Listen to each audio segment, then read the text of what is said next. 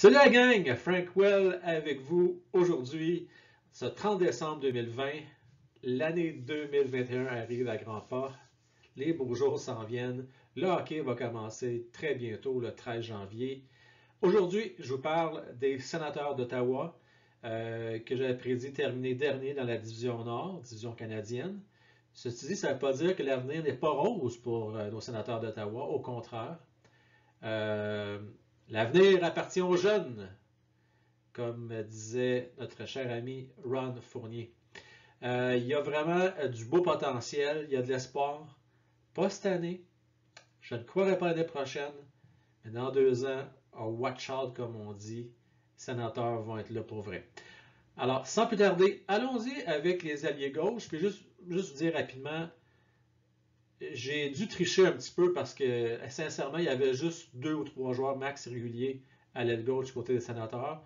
C'était presque tous des joueurs de centre, mais j'ai comme triché un peu, puis j'ai switché du côté gauche, là, parce qu'on sait déjà d'emblée qu'il y a des joueurs qui joueront pas au centre. C'est pas vrai qu'il va y avoir 14 joueurs qui vont jouer à position de centre. C'est sûr qu'il va y avoir des changements à ce niveau-là. Alors, allons-y. Bon, pour ce qui est de l'ordre, j'y étais du mieux que je pouvais. C'était pas évident parce qu'il y a beaucoup de joueurs qu'on ne sait pas s'ils vont faire l'équipe cette année. Il y a des joueurs qui c'est là temporaire juste pour 1 an. Donc, sur quoi je me suis fié? Je me suis fié sur le talent brut avec un peu de potentiel de ce que le joueur pourrait nous amener au cours de la saison. Mais vous allez pouvoir peut-être me challenger sur ce ordre-là. Ça m'a donné un peu de casse-tête pour les sénateurs d'Ottawa. C'était pas évident, honnêtement. Alors, allons-y. Tkachuk, ça, il n'y a pas de doute là-dessus. Meilleur pointeur l'année passée, 50 points si je ne me trompe pas. C'est peu dire, hein? Quand c'est rendu ton meilleur marqueur, fait seulement 50 points dans une saison de 71 matchs ou 72 matchs. Ça donne une idée que c'est même pas 0,8 points par match, là. Alors, c'est pas très fort. L'offensive des Sens est plutôt très, très, très ordinaire. On ne se le cachera pas. C'est dans le dernier tiers. Je les placerais peut-être 25, 26e au niveau de l'offensive. Puis là, je suis généreux dans la Ligue nationale. Donc, Tkachuk à gauche. Studzla qui s'en vient, là. Attention. Là, je le prononce Studzla parce que c'est comme ça qu'on le prononce, là. Quand je regarde les championnats canadiens, là, pas canadiens, mais les championnats mondiaux. J'aurais pensé dire Studzle, mais c'est Studzla, supposément. Donc, ça pour dire que je l'ai vu aller, il est déjà rendu à 5 points. C'était le 3e pick total. Très jeune, 18 ans l'Allemand, mais ça va être un excellent joueur de hockey. Pour réussir à faire ce qu'il fait présentement avec une équipe plutôt très moyenne, on va se le dire, les Allemands, là, ça démontre tout le talent de ce jeune homme-là. Il va être très bon. Donc, est-ce qu'il va se placer le poste à l'aile gauche cette année? Je l'ai mis là. À mon avis, il semblerait que c'est déjà réglé avec l'Allemagne, là, qui vont pouvoir le libérer. Je miserais un petit 2 qui va commencer avec les sénateurs. D'après moi, il va jouer avec les sénateurs à l'aile gauche dès cette année. Ce qui serait une bonne nouvelle pour les partisans d'Ottawa. En 3e, j'ai placé Formenton. Est-ce qu'il va faire l'équipe? C'est pas sûr à 100%. Je serais pas étonné que ça va jouer probablement entre lui ou Studzla, mais c'est un joueur que j'aime beaucoup. Vous allez l'aimer, là, honnêtement. Là, ça va être un très bon joueur de hockey. Donc ça, pour Formenton, ça serait cool qu'il fasse l'équipe, mais là, à un moment donné, on ne va pas non plus gaspiller. On ne peut pas garder trop de joueurs en réserve et pas les faire jouer. On veut leur donner du temps de glace. Puis, comme vous allez le voir un peu plus loin, c'est qu'il y a beaucoup de joueurs de centre actuellement qui vont jouer à gauche. Ce qui va couper beaucoup de temps de glace à Formenton si jamais il fait l'équipe. Ensuite de ça, ben, il y a Paul, il y a Haley puis Sokolov. Encore là, ben, Haley, lui, ils ont été chercher de San Jose. C'est vraiment du deep, là, rendu là, honnêtement. Puis Sokolov, qui a quoi, 24-25, je ne me trompe pas. Est-ce qu'il va vraiment percer l'équipe? Ça reste encore à voir, là. Mais bon, je pense que pour ce qui est de la gauche, là, puis là, je vous dis ça sous toute réserve aujourd'hui, mais ça va changer, c'est sûr. Mettez dans vos prédictions, là, mettez dans vos poules, là, si vous faites des poules, je ne sais pas que en tout cas, quelle utilité pourrait y en faire actuellement au moment où on parle aujourd'hui des trios, ça va être utile un peu plus tard. Mais disons, si on veut s'amuser à faire un trio, on pourrait dire tout de suite que Tkachuk, c'est le premier trio. Puis probablement Galchenyuk qui va être muté à gauche, qui serait sur le deuxième trio. Et là, pour le troisième trio, ça va se jouer entre Stutzla et Fermenton. Ça va jouer entre les deux. Maintenant, allons au centre. Bon, White. Colin White, moi, sincèrement, ça c'est mon avis, là, je trouve qu'il est surestimé. C'est un joueur qui ne fera jamais plus que 0,5 points par match.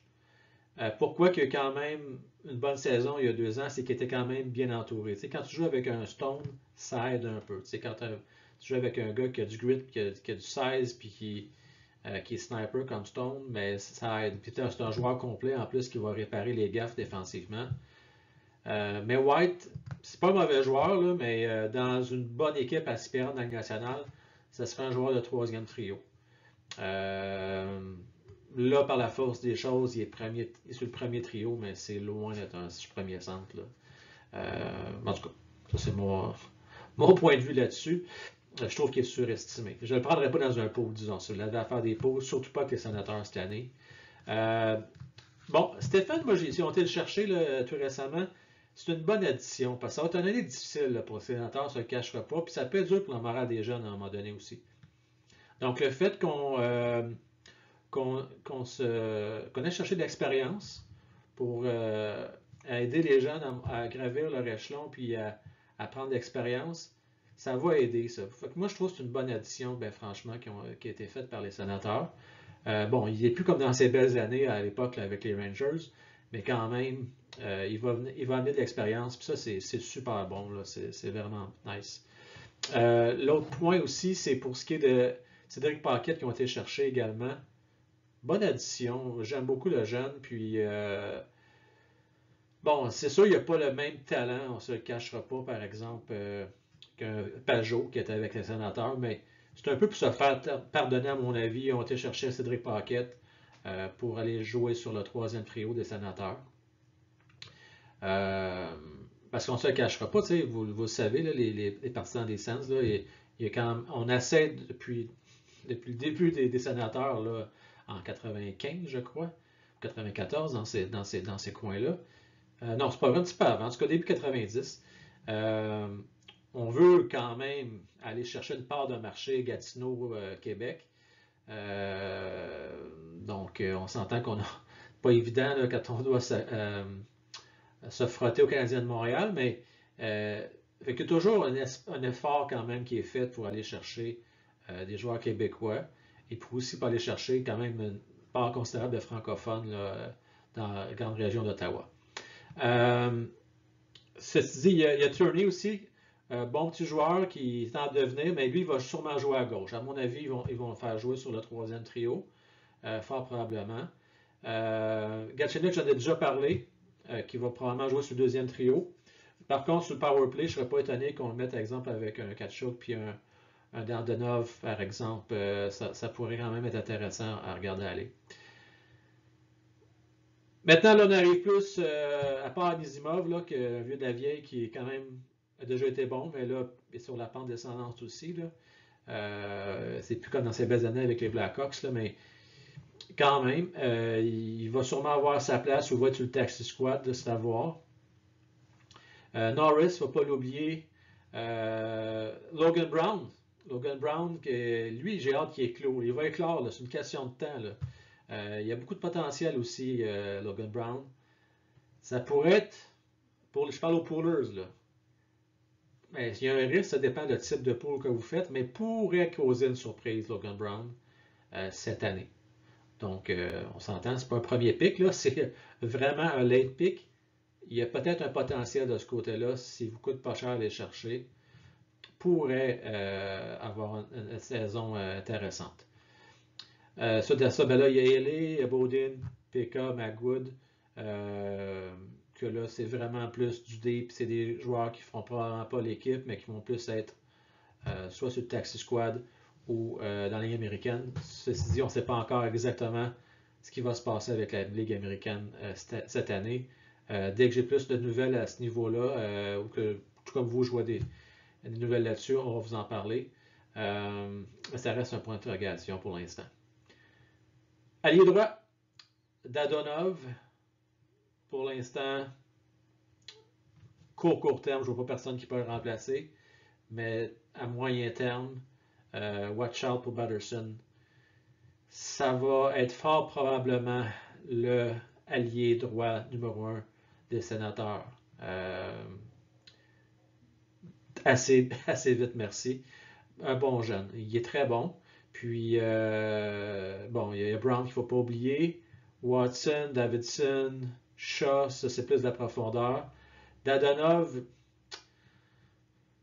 il semble qu'il avait commencé à ralentir un peu là, avec les Panthers. Est-ce que ça va. Est-ce qu'il va avoir un regain? C'est sûr qu'il va avoir quand même pas mal de temps de glace, on ne se le cachera pas. Il va juste sa première unité d'avantage numérique.